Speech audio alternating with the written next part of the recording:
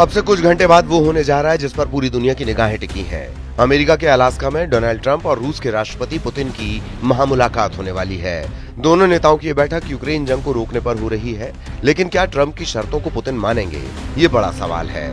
अब बात बन जाती है तो नया इतिहास लिखा जाएगा, और अगर बातचीत से रास्ता नहीं निकलता है तो फिर यूक्रेन की जंग जारी रहेगी। और इस बीच बड़ी खबर है, पुतिन से मुलाकात से पहले ट्रंप ने बहुत बड़ा बयान दिया है। ट्रंप ने कहा कि अगर पुतिन युद्ध रोकने पर राजी नहीं होंगे तो उन्हें बुरे परिणाम भुगतने होंगे। ये एक तरह का भड़काऊ बयान है, वो भी ऐसे वक्त जब पुतिन ट्रंप से मिलने के लिए अमेरिका पहुंच रहे हैं। और जिस अलास्का में ट्रंप और पुतिन की मुलाकात हो रही है, वो अलास्का है तो अमेरिका में, लेकिन इसका रूस से काफी गहरा संबंध रहा है। ये दुनिया की एक ऐसी जगह है जो ट्रंप और पुतिन के लिए एक तरह का मिडिल पॉइंट है, यानी ट्रंप और पुतिन के लिए यहाँ पहुँचने की दूरी में कोई खास अंतर नहीं है। मॉस्को में क्रेमलिन से अलास्का की दूरी 7000 किलोमीटर, जबकि व्हाइट हाउस से अलास्का 5300 किलोमीटर दूर है। 158 साल पहले रूस ने यूएसए को अलास्का बेच दिया था, वो भी सिर्फ 45 करोड़ रुपए में, और 45 करोड़ रुपए में यूएसए ने इसे खरीदा था। 1959 में अलास्का यूएसए का 49वां राज्य बना। यूएस के लिए अलास्का रणनीतिक रूप से अहम है, क्योंकि यहाँ अमेरिका का एक अहम मिलिट्री बेस है। और अमेरिका के अलास्का में पुतिन के पहुंचने से पहले कैसी तैयारी की गई है, अब जरा वो भी आपको दिखाते हैं। पुतिन के लिए आर्म्ड लिमोजिन और सेनेट कार पहले ही अलास्का पहुंच गई है। इसके अलावा रूसी सुरक्षा उपकरणों के साथ रूसी कार्गो विमान अलास्का पहुंच चुका है। पुतिन की सिक्योरिटी में जो सुरक्षा दस्ता मौजूद रहता है वो अलास्का पहुंचकर मोर्चा संभाल चुका है। इसमें फेडरल प्रोटेक्टिव सर्विस के सुरक्षा कर्मी शामिल हैं। सुरक्षा को लेकर इतनी पैनी नजर रखी जा रही है कि अमेरिका में पुतिन जो पानी पिएंगे उस पानी की बोतल को भी सिक्योरिटी सील कर दिया गया है। इधर अलास्का में अमेरिकी प्रशासन की ओर से भी सुरक्षा की अपनी तैयारी है। करीब 32,000 अमेरिकी सैनिक तैनात किए गए हैं। सुरक्षा पर नजर रखने के लिए खास तौर पर की होल रिकॉन सैटेलाइट्स एक्टिव किया गया है। मिलिट्री बेस का पूरा नेटवर्क एयर गैप्ड कर दिया गया है, यानी कि मिलिट्री बेस पर इंटरनेट की सेवा पूरी तरह से बंद कर दी गई है। ऐसा इसलिए किया गया ताकि यहाँ से कोई जानकारी लीक ना हो।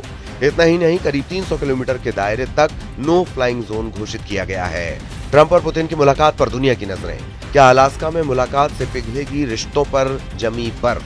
24 फरवरी 2022 यही वो तारीख है जब रूस ने यूक्रेन की सीमाएं लांघते हुए दुनिया को तीसरे विश्व युद्ध की दहलीज तक पहुंचा दिया।